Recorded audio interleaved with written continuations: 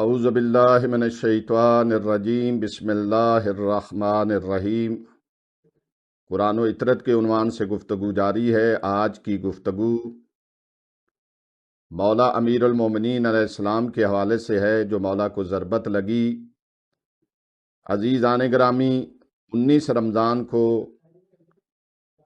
سحر جب کوفہ کی فضاؤں میں ایک ایسی ضرب لگی جس نے کائنات کے ماتھے سے امن چھین لیا، کن چیزوں کا سہارا لیا ابن ملجم نے امیر المومنین علیہ السلام پہ وار کرنے کا؟ سب سے پہلا سہارا کہ زہر میں بجھی ہوئی تلوار، ایسی تلوار اور ایسی زہر میں بجھی ہوئی کہ اگر اس کا ایک قطرہ زہر کا سمندر میں ڈال دیا جائے تو سمندر کی کوئی ذی روح زندہ نہیں رہ سکتی، کوئی جاندار زندہ نہیں رہ سکتی۔ دوسرا، اس نے مذہب کا سہارا لیا۔ اس نے امیر المومنین کل ایمان کو قتل کرنے کا یہ جواز کیا کہ مجھے اس سے ثواب ملے گا۔ تیسرا،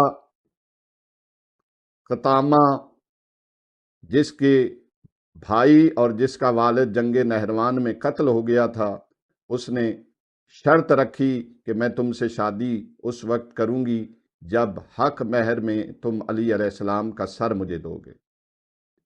اس بدبخت نے اس عورت کی خاطر کل ایمان کے سر پہ تلوار چلانے کے لیے راستہ اختیار کیا۔ مسجد میں آیا اور اندھیرے کا سہارا لیا، زہر کا سہارا لیا، تلوار کا سہارا لیا اور ستون کا سہارا لے کر مولا امیر المومنین علیہ السلام کے سر پہ تلوار کا وار کیا، سجدے کی حالت میں علی علیہ السلام تھے۔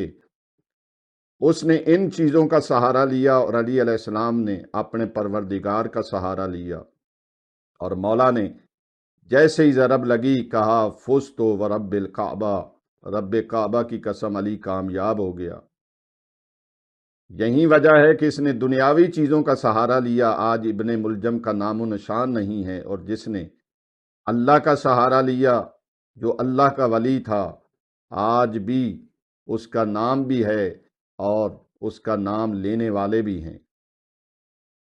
خدا سے دعا ہے کہ خداوند عالم ہمیں امیر المومنین علیہ السلام کے صحیح محبوں میں شامل فرمائے اور مولا کی محبت ہمارے دلوں میں برقرار رکھے اور ہمیں مولا کی سیرت پہ چلنے کی توفیق عطا فرمائے۔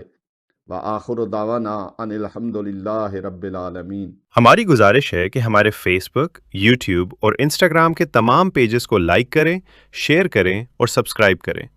آپ کی حوصلہ افزائی ہمارے لیے قیمتی سرمایہ ہے۔ شکریہ۔